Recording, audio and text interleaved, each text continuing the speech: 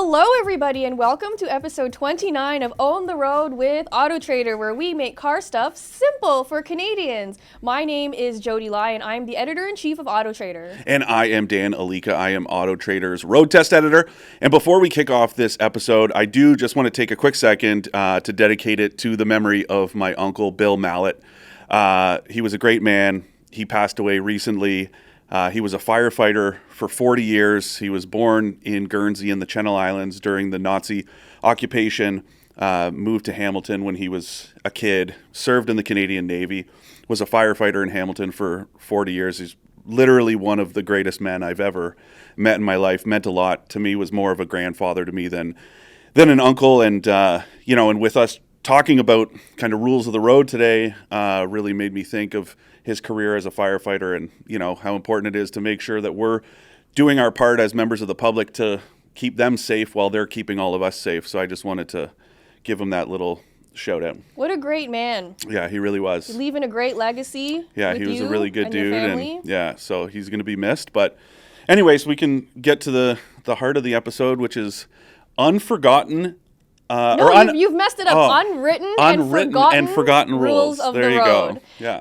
And so we've done an episode before where we primarily talked about like road rage rants, like things that just made us really upset. Yeah. And I don't know what's going on recently, but it seems like people's driving has gotten worse. If that was even possible, it's gotten worse. I feel like phone use definitely either got worse or more noticeable during the pandemic. I don't know if it was just because there were, less traffic on the road meant the people using their phones stood out more.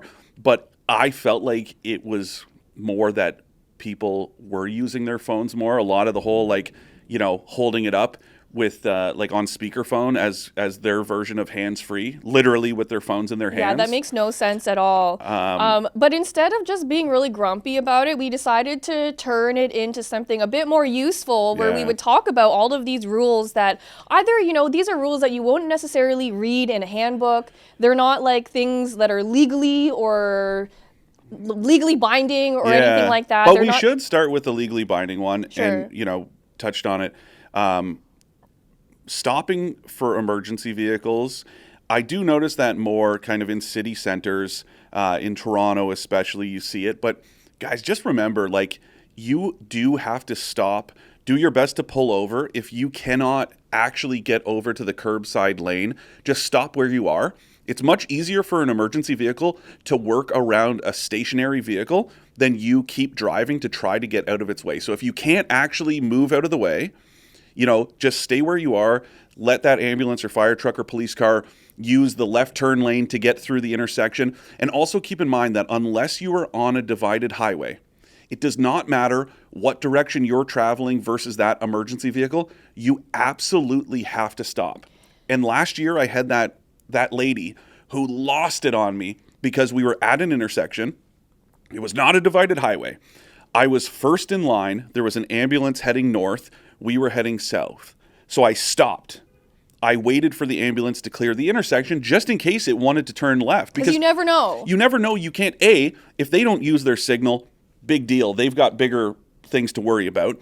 But also because the lights are flashing, you don't know if they're using their signal or not. So stop. So that's what I did. I stopped where I was. And this lady laid on her horn and did one of those gear grinding, where she just held down the horn for 2 minutes. Who is that helping? And then she pulled up beside me at the next light and started yelling at me. And I'm like, but I'm doing the right thing. Your impatience is not the right thing. So was she trying to tell you that you were supposed to go through the intersection? She said it doesn't matter. He was in the other lane. No, and I was that's not... See, that's something you do learn in driver's ed, and I'm so surprised that so many people have forgotten that. Yeah. That's happened to me before, too, where I see some sirens coming from the opposite end, and even if I'm going the opposing way, I still pull over, because that's the right thing to do. You don't know where that emergency vehicle is going. It could be that driveway right next to where you're sitting, and if you keep going, you could end up either blocking the driveway or crashing into them or whatever the case may be. So just remember, stop. And it's an inconvenience to you for 2 seconds. And if it was your family member that was on the other end that was waiting for that ambulance or fire truck to show up, you would want everyone to clear a path. Yeah. So just stay out of the way. somebody's life could be at stake, Absolutely. right? And you have to remember that every time there's an emergency vehicle is that somebody at the other end could really, really use those extra seconds. Yeah. So you got to give it to them whenever you can, and Yes. all the time, in fact. Yes. Because that is also something that could get you in trouble if there was a police officer watching, Yeah. and you didn't stop. You can get a serious ticket for that. Yeah. So beyond being illegal, it's also just not the nicest thing to do. As a little bit of a follow-up, also make sure that if there's an emergency vehicle stopped on the side of the road, like on the highway, move over. Slow down. If the lane beside you is occupied, slow down, move over. Not only is it the courteous thing to do, but again, it's legally you have to do that. That also includes tow trucks. Although I will say, we can kind of turn it around. Tow truck drivers drive like absolute maniacs, especially in the GTA, and they do deserve the same courtesy that we give to to first responders. But that also means that all the times that I see them blasting through red lights, cutting people off to get to those scenes, because they're not first responders. Yes, they're usually first on scene, but they don't have the equipment to deal with things. They're doing it because they want to get there first. Yeah. And they need to respect the rules of the road. It's like a territorial thing Absolutely. for them. Yeah. So, we need to give, as members of the public, we need to respect first responders, emergency vehicles, and tow trucks, but also tow truck drivers need to respect the rules of the road. Absolutely. It should go both ways, Yes. for sure. That's why it also kind of annoys me when I see police officers doing bad things that aren't. Yeah. not Remember I supposed to told do? you about that one time I was on the QEW and it was pouring rain and it was really foggy, and there was an OPP officer in front of me driving with his lights off, and I was like, man, like, lead by example here. That's so like, dangerous. it was, you could not see the car at all. Like, I just don't understand. Like, that whatever. I mean, that's just pretty basic, but also when you're driving a marked police vehicle, like, you have, there's more of a spotlight on you. So your mistakes are going to be kind of amplified. Absolutely. So anyways.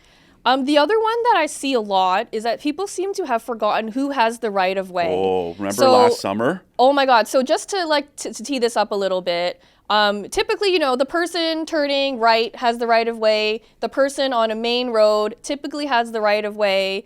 But what happens when, for example, there's somebody going straight and someone who's going left? Okay, so this is the scenario that played out with myself. We were recording one of our video reviews that you can check out on the AutoTrader Canada YouTube channel. And we were driving.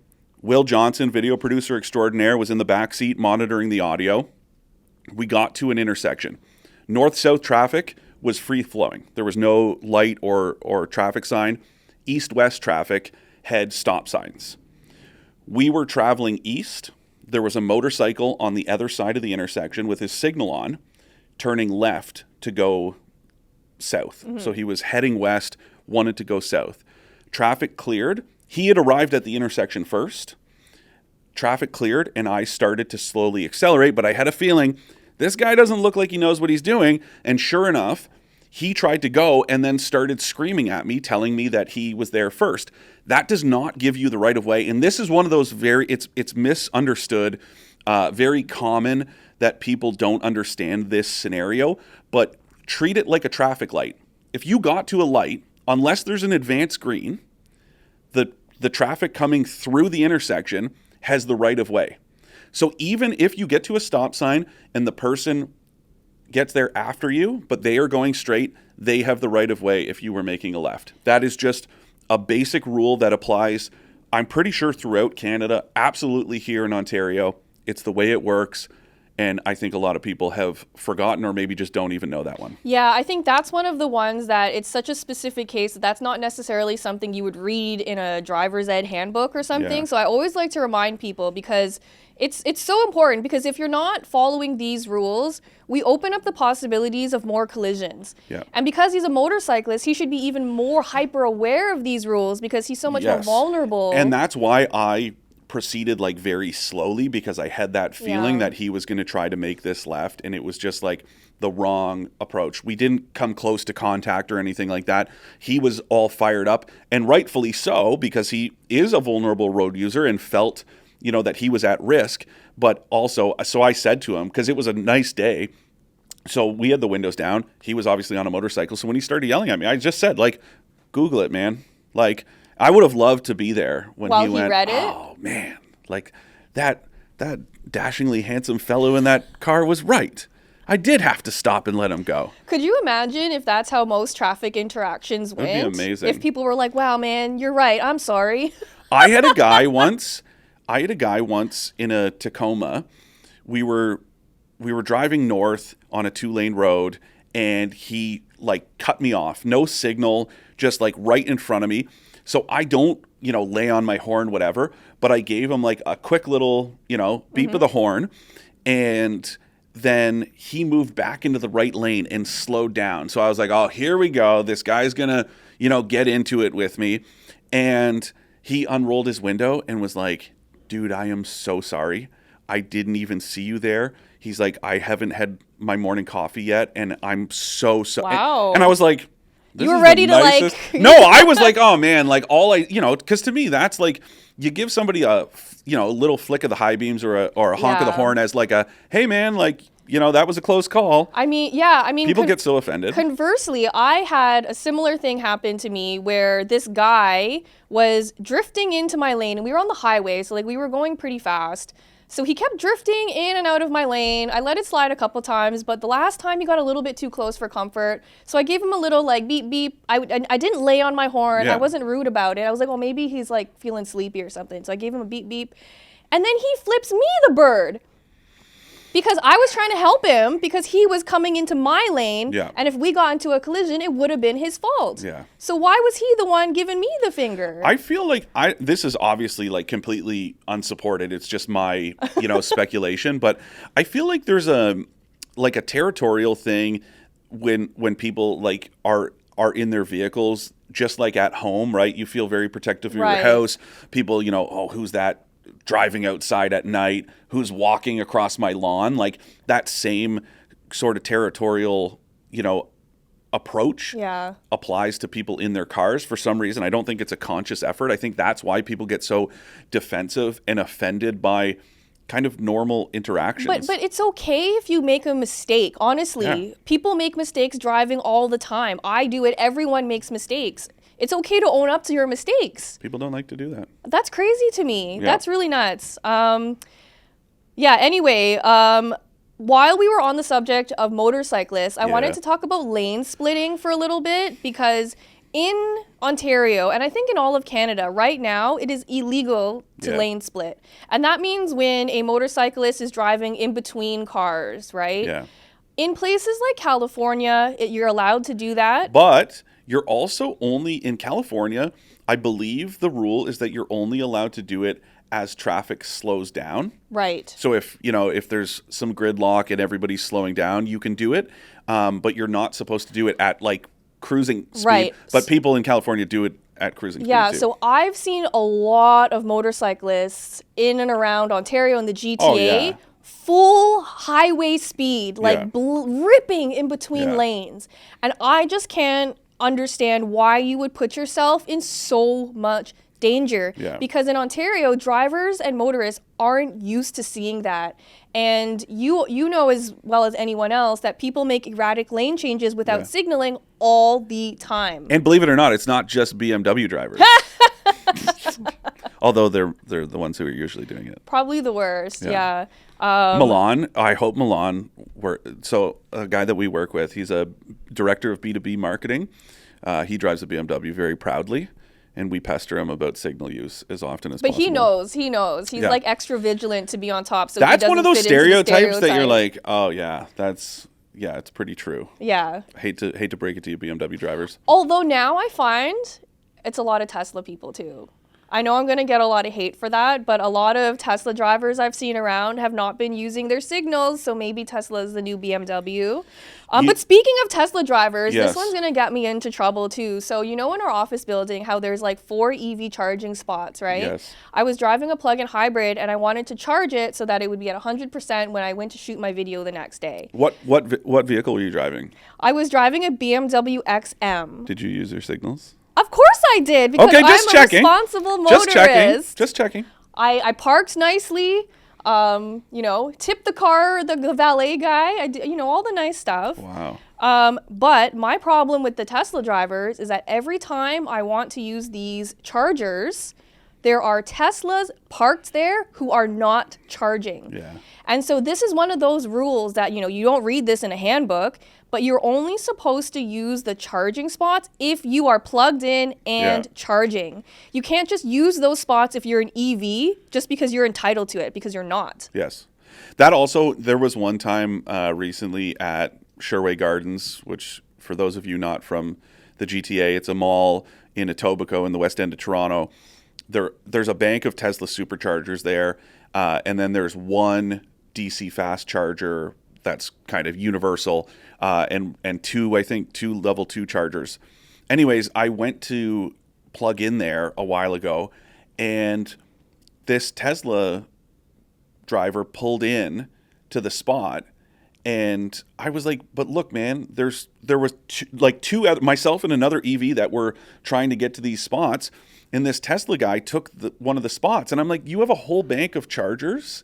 There's like and this dozens is the of only them. one that I can use, and you are taking this charger. And you know what really bothers me about that is that Tesla drivers are always bragging about how awesome Tesla's supercharging network is. And it's true. The network is amazing. So why aren't you using it? So use it, bro. That's crazy to me. Yeah. Yeah, I don't know what the deal is with EV people parking in EV spots that are not charging. Yeah, it's true. That to me is just so rude. But that also means, like, for you non-EV drivers, like if you're driving a gas-powered car or a hybrid or whatever, those spots aren't for you. And I see that all the time. It's called icing someone out because you drive an internal combustion engine vehicle. Parking in those spots that are designated for chargers, that's not cool.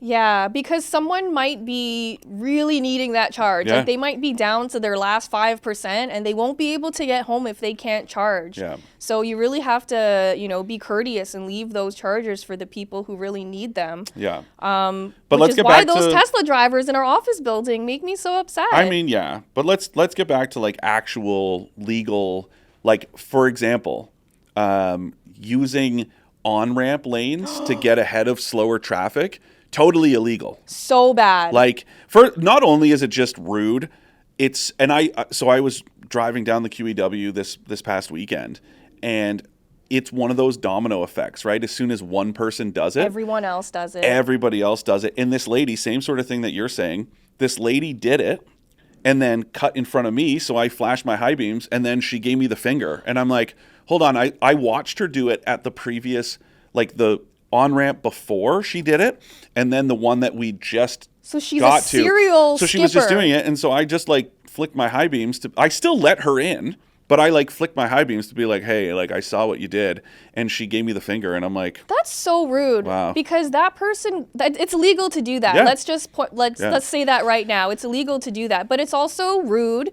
Yeah. What do you actually benefit? Okay, you get 3 car lengths ahead. Great job. It You've just makes pissed off you look everyone really else. entitled. Like, we've all got places to go. Traffic is inconveniencing all of us.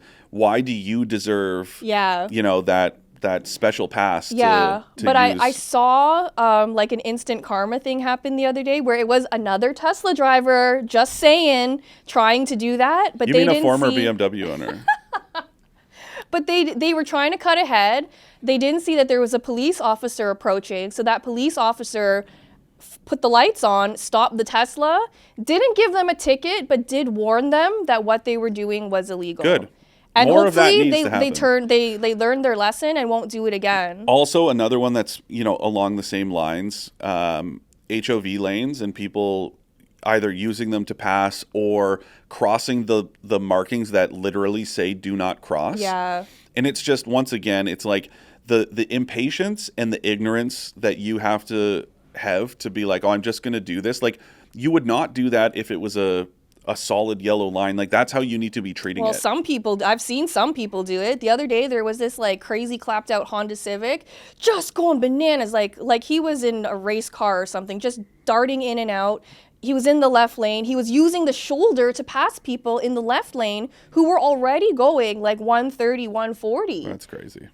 I just thought that was so dangerous. Not only is it dangerous, it is illegal, and it is illegal because it is dangerous. I saw a tow truck do that not that long ago, there was like a crash further up Lakeshore, and he drove like right at oncoming traffic because we were at a light and the light turned green and we just started rolling, but he wanted to get to that crash. And the best part is it wasn't even a crash. It was somebody with a flat tire. And I was like, cool, man. So you put all these road users at risk just to get to a non-call that they ended up saying, like, I'm just going to change my flat tire on my own. That's so dangerous. Annoying. Yeah. What else? What's another one? Okay, so you have a note here about blocking live lanes of traffic, which is true. So, like, no stopping zones. But I also want to point out the one I've talked to you about. I don't know if I mentioned it on that last episode of the podcast, but where I live, there's a left turn lane to get, like a dedicated left turn lane to get onto the side street. And then directly across the road is a Starbucks. Now, this is a left turn lane for when you're traveling east and you turn left to go north. This Starbucks is on the south side of the road. Every single day, people use that left turn lane to get into the Starbucks parking lot. That is a live lane of traffic. It doesn't matter if you're like, oh, I was just trying to get out of the way of the people behind me. Mm-hmm. You're still obstructing a live lane of traffic that's moving in the opposite direction of travel. Not cool. Yeah. I feel like there's a lot of Starbucks and like Tim Hortons out there that are just so poorly planned. Oh my God. That their drive-through traffic and this isn't like really a problem for us, but the drive-through traffic always bleeds onto the live roads. Yes. And then it means that people are waiting in line in live traffic. It's also, I'm sorry, this was really bad. When I lived in Grand Prairie, Alberta, worked at the Daily Herald Tribune, shout out to the DHT. We were right down the street from a Tim Hortons, and we would wander down there sometimes. Coffee's terrible, but whatever. And the lineup in the wintertime of, like, in the drive-thru, I remember times where it would be literally around the block. Like, that level of laziness is absurd to me. It doesn't make sense because if you were just to drive in and park your car, you could get your coffee and leave, and everyone else is still waiting in line. It's mind-bending. So the parking lot would be empty, and I see that here too. This isn't just because it was in Grand Prairie and it was cold. Right. I see it here all the time. It's like, if you are that lazy, like, just don't deserve that coffee. That coffee's awful. Why? I would not wait more than like a minute for terrible coffee, even if I was on a road trip or something like that. That coffee is, somebody described it once as like boiling water that had a brown crayon dipped into it. And I was like, that's pretty accurate. I mean, I'm not a huge fan of Tim Hortons. Yeah. I don't think the food tastes good and the coffee's not good. So I only eat there if I'm like really, really desperate. But yeah, anyway, we've took a detour here. Yes. I did want to talk about another illegal shortcut thing that I've been seeing a lot. So Please kind do. Of in the same vein of people using the on-ramp to pass people. Yeah. There was this viral video from the 401 in Toronto the other week, and it was showing people, it was gridlock traffic, and it was showing people off-roading from the hills that separate the highway to get from one side to the other side. For those of you who don't know what Jodi's talking about, to try to give you like a visual. It's hard to explain. So basically the express and the collector lanes are separated by, let's say like a 30-meter wide patch of grass. And there's a little service road that the utility trucks use to access the light standards so they can replace the lights and stuff. And you see tow trucks use them. Again, going back to tow trucks, they'll use them to bypass traffic and to get to crash sites and stuff like that. And so people have started using these. They're not proper roads. They're literally just two ruts in the grass, like a dirt track. But people will use them to get from like the collectors to the express or vice versa because traffic is slowed down on the side of the road that they're on. That is illegal. It's dangerous. It's dumb. It's selfish. You can get a ticket for it. Yeah, like it's just all the bad. Things. And what if you got stuck? How would you explain yourself to a police officer? I would laugh so hard. I've seen like Priuses and stuff do that little shortcut, and I kind of secretly hope that one time they'll get stuck. I don't even hope it happens one time. I hope it happens every time. Oh, it's terrible. yeah, I don't know. There's so many of these things that we see that we could talk about. If you've seen anything crazy, or if there's like some unwritten or forgotten road rule that you want to share with us, please email us at expert@trader.ca. Yep. If you think we were wrong, let us know and let us know why. Yeah. I would be curious to know if somebody's got some justification of like why they use the on-ramp to pass people. Yeah. Or like why, that whole left turn, like giving right of way to through traffic, anything like that. Yeah. Anyways, let us know. I mean, we can make mistakes, but I'm pretty sure not these things. No. These are I'm very confident in my Yeah, I mean, and you also take this stuff here. so seriously. Yeah. Like, I know road safety is something that you are very passionate about because of your awesome uncle, right? Yeah, and just in general, right? I mean, I'm on the road enough. Cars are safer now than they've ever been, but you still see some terrible, consequences of these crashes. When I worked in Grand Prairie, part of the job, unfortunately, was going to collision sites. And, just same thing. It's not always intentional. It's not necessarily reckless. It's just like, there are rules for a reason. Signals exist for a reason. I said that to a guy once, like he was changed lanes without signaling, turned, whatever. We ended up beside each other. And so I was like, man, that thing looks pretty new. I don't remember what it was. It was probably a BMW.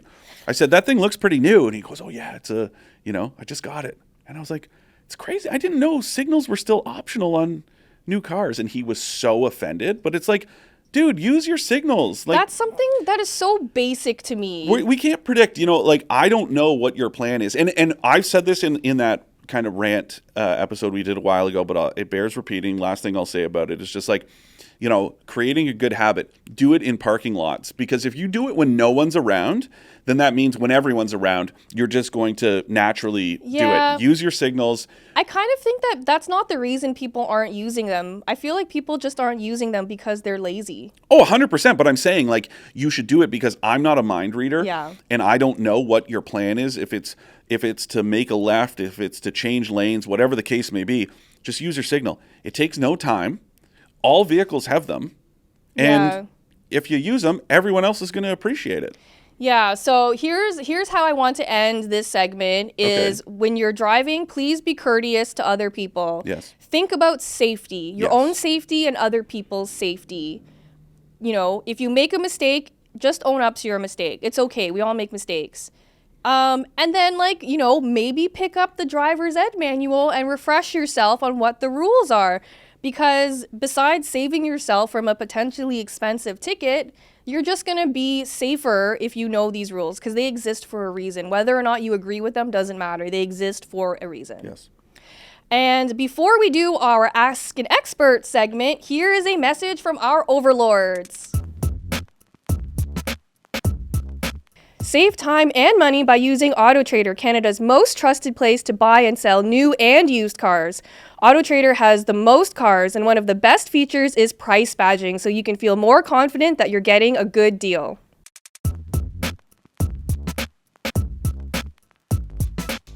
So today's Ask an Expert question comes from George from Ajax. Hello, George. He writes, hi, I don't have a question. Oh. I just want to say that I really like your podcast. Keep up the good work. Thanks, George. Thank you so much, George. I hope my bosses are listening. That's so nice. I mean, we love doing this. Jodi and I have the luxury of being friends as well as colleagues. This is a lot of fun. We like being able to provide some help and advice and some anecdotes and hope to make you guys feel like you learned something or at least had some fun listening. And so, yeah, we appreciate it, George. And thanks for listening. Yeah, thank you so much, George. I love getting messages like that because it really gives me the fuel I need to keep going, Do you feel right? chuffed? Yeah, I feel chuffed about that comment. Jodi loves to use the term chuffed. It's very British. It's very British. I like it. She gets chuffed up by it for sure. Our next question comes from Mickey. Hello, Mickey. With recent new car prices with many brands that were previously in a lower price range, such as Kia and Hyundai, which are now approaching Mercedes or BMW, would these now be considered luxury brands? Many also have a lot of the same options. What's your take on this? Great question. That is a good question, and I get the kind of sentiment of it, but I mean, you do have to look at it from an apples to apples comparison. Like price wise, yeah, maybe there's some similarity. Although if you look at like, I don't know, even a Kia Telluride, the most expensive one is about 65 grand, I think. A comparable 3-row Mercedes is going to cost you quite Six a bit figures. more. And then even as far as features, when you take a look, like the leather, it's not on the same level. The build quality. Yeah, like you are paying for. I understand what you mean. Vehicles are expensive, but no, those are not luxury vehicles in spite of kind of masquerading as luxury in terms of features and some of the amenities. So a lot of those other, like those brands like Kia and Hyundai and even like Mazda, they are really trying to move up market, and so they're adjusting their prices, you know, just to make it a little bit more convincing. But when you're buying something like a BMW or a Mercedes, you're paying extra for like the brand cachet. Absolutely. You know, you get to brag, oh, I got a new Mercedes, I got a new BMW.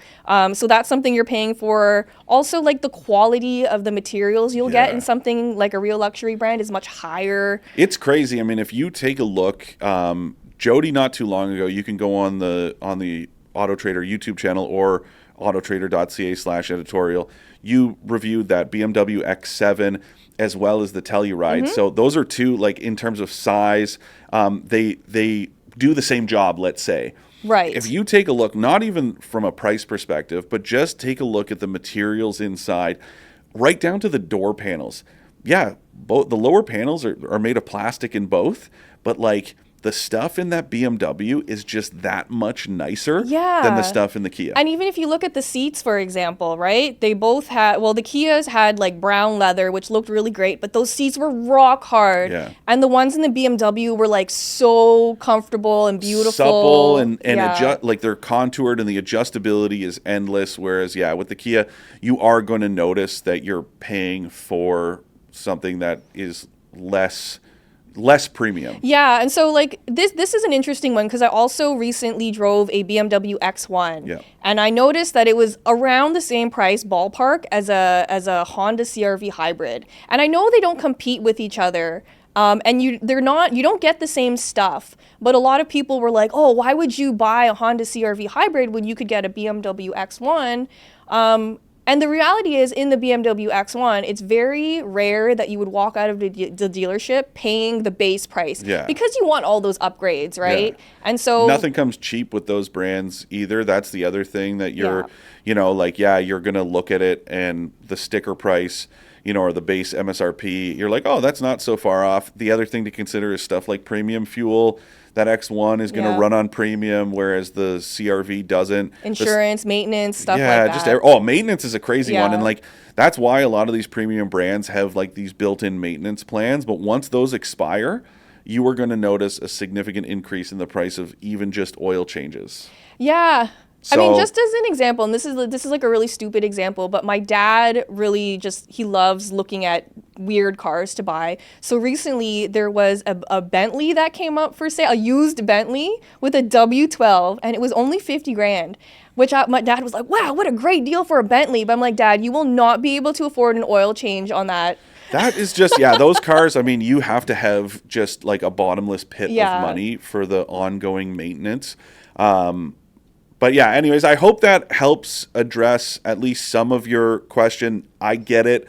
Vehicles are expensive. I think maybe that question needs to be posed to like Kia and Hyundai about like, what's going on with your prices, man? Because even Honda's prices are like almost higher than everyone else's right now. It's pretty wild. And it's just like affordability is becoming a bygone term.